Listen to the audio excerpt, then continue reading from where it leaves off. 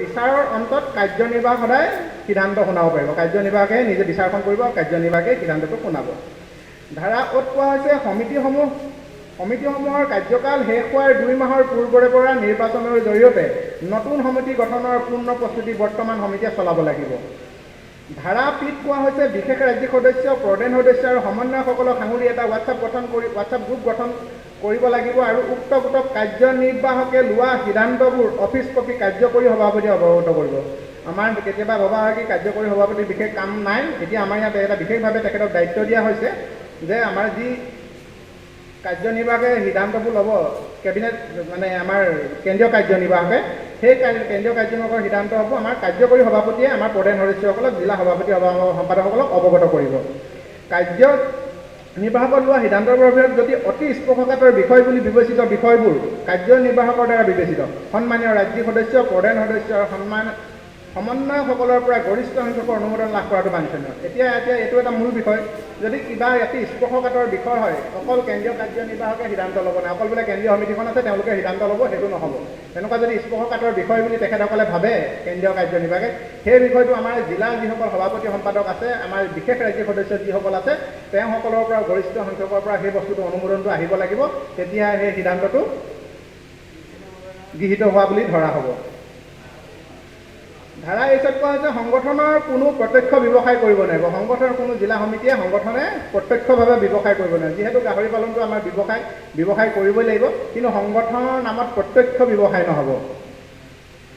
সংগঠনৰ অনুমতি অবিহনে কোনেও ব্যৱসায়ত সংগঠনৰ নাম ব্যৱহাৰ কৰিব নোৱাৰিব।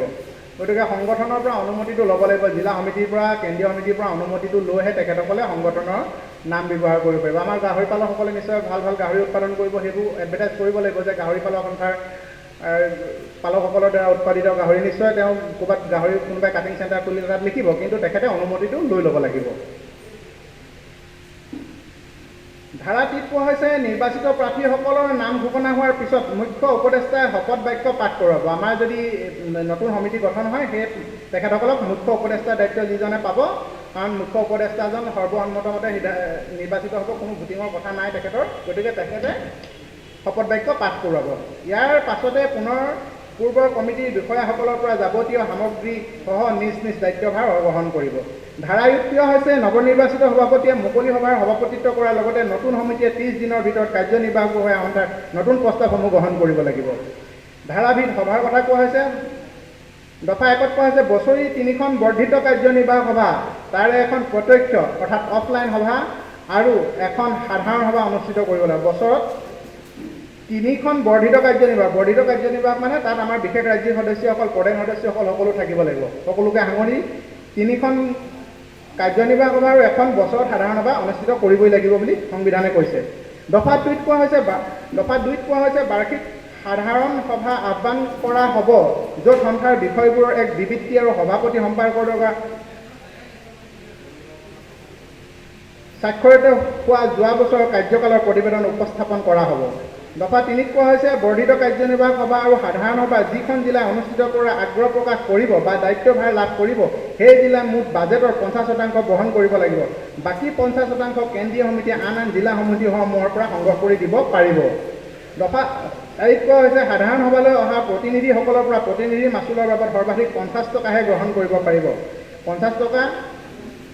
50% অনাদায় প্ৰতিনিধি মাচুলৰ সিদ্ধান্ত বাৰ্ষিক কাৰ্যনিৰ্বাহক হিচাপে। কোনোবাই জিলাই ক'ব পাৰে আমি কোনো ধৰণৰ মাচুল দিব নালাগে, যে আমি নিজাববীয়াকৈ পাতিম, তেতিয়া সেই প্ৰতিনিধি মাচুল কিমান ল'ব কি কথা সেইটো কাৰ্যনিৰ্বাহকে সিদ্ধান্ত ল'ব।